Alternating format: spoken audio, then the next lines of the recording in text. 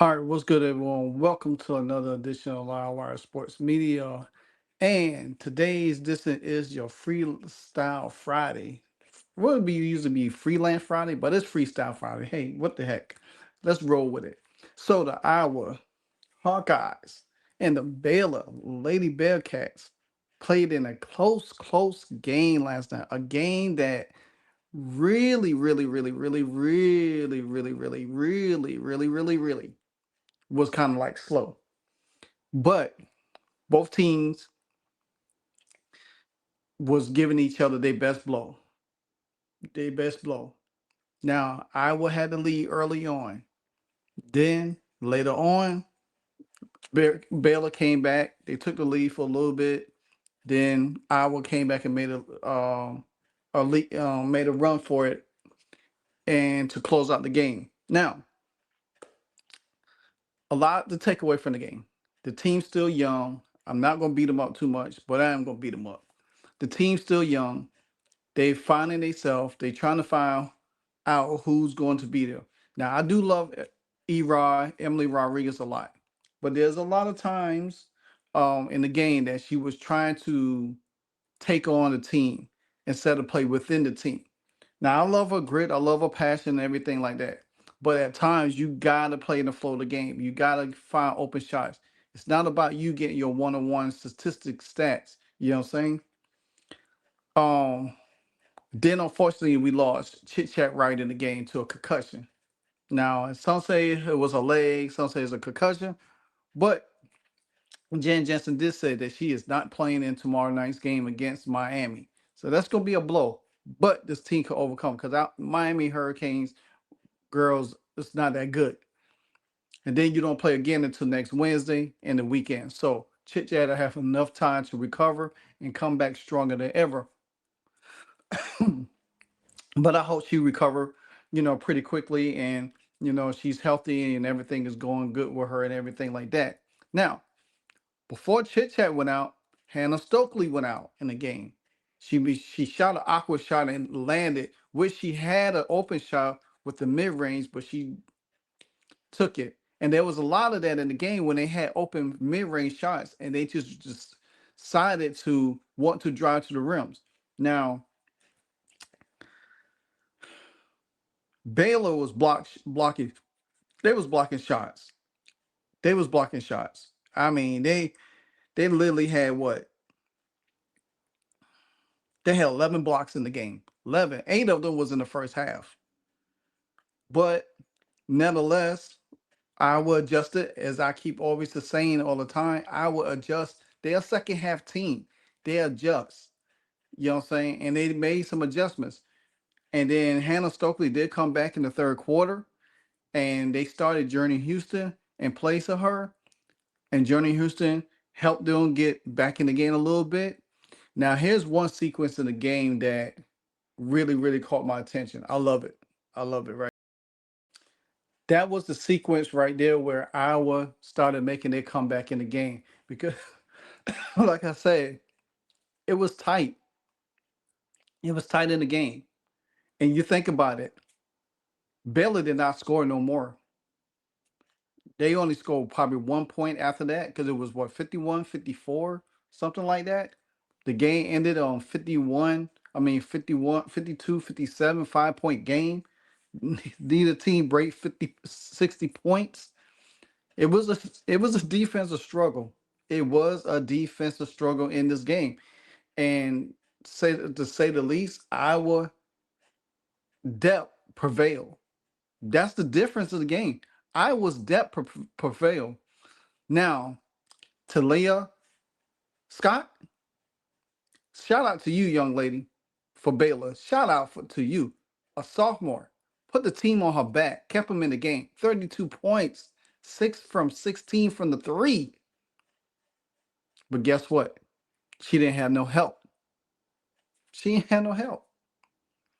So let's look at it real quick. So, not that. So you got Talia Scott, 32 points, 10 from 25 from the field, 6 from 16 from three, 3 rebounds, 2 turnovers. 3 fouls. But guess what? All her counterparts, 1 for 10, 0 for 5, 0 for 5, 2 for 3, 0 for 5, all of that. They didn't have nothing. Then you had your team in foul trouble with one person with 4 fouls. I mean, literally, y'all really had no foul trouble. But the thing about it is, Iowa just made more plays than them. They made more plays. They made more plays than them. But shout out to Taylor Stremlow. She came in when Chit Chat was down and went off. Her production was needed in this game. 12 points, 4 from 6 from the field, 4 assists, 1 steal. She was 3 for 4 from 3 as well. Her production helped Iowa a lot. And then we can't say no more about Big Ave. Ava Heiden, player of the game, 18 points, a double-double again, 3 assists, 1 block, 7 for 14, 4 from 6 from the free throw line, 4 from 5 from the free throw line. Guess what? Iowa's going to get better and better and better. You know why? Because teams is throwing everything at them. And this was a good test for Iowa. You know what I'm saying? Now, I know a lot of people mad and upset because Addie Deal did not get no play. But guess what? So did Hayes.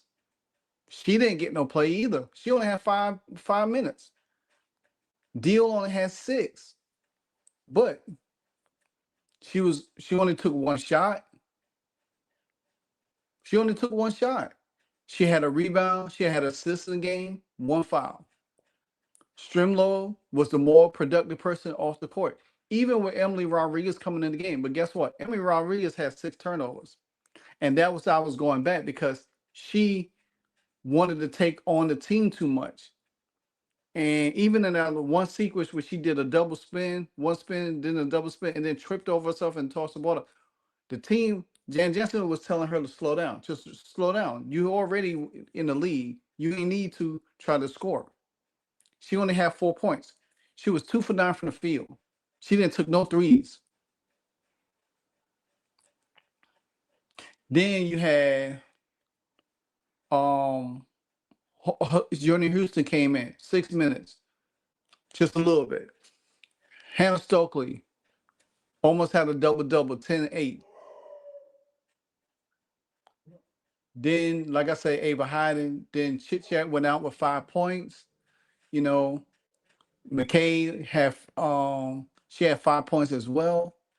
Farbark had 3, but she had 5 fouls. Her defense was mostly on display more than her offense. But Iowa is going to be that team that they're going to have to play this kind of style, and they're going to have to play up-tempo style because teams going to start adjusting to them. They're going to start taking away the paint from them because they know Iowa is so dominant in the paint, and their players going to have to shoot outside. They had 26 points in the paint. As always, the Iowas dominate the paint always. They had 11 fast break points. They had 12 turnovers to 13. They only had 1 block shot. They had 13 assists to 8. They had 47 rebounds to 41. They were shooting 63% from the free throw line. They was 10 for 16. They was 36% from the 3, 5 for 14, 34% from the field. And they missed a lot of easy shots in the game under the basket by getting blocked. But like I said, this is a learning curve for Iowa. This is a learning curve for them. And they got to make free throws, though. They got to be better at the free throw line. They're not a really good free throw shooting team, and they got to be better in that department because that's going to be the difference of how you pull away from teams, make teams. When you're playing these close games and you're not hitting your shot from the field, it's going to be one of those things that's going to make the game congested and tight. If Talayla Scott had help, I will probably lose this game. This girl put 32 points up on Iowa by herself. Sophomore now. But guess what? Like I said, Iowa's depth was the key to this. They have depth. And when you have depth, you could throw bodies out there and you got to make the team play differently. They got to make them guard different players. And they're not going to be able to. This is one thing that's going to carry Iowa throughout the whole season is their depth. And Lord, but as long as they don't have like a real bad injury, they're going to be good. Now, let's play a little highlight here.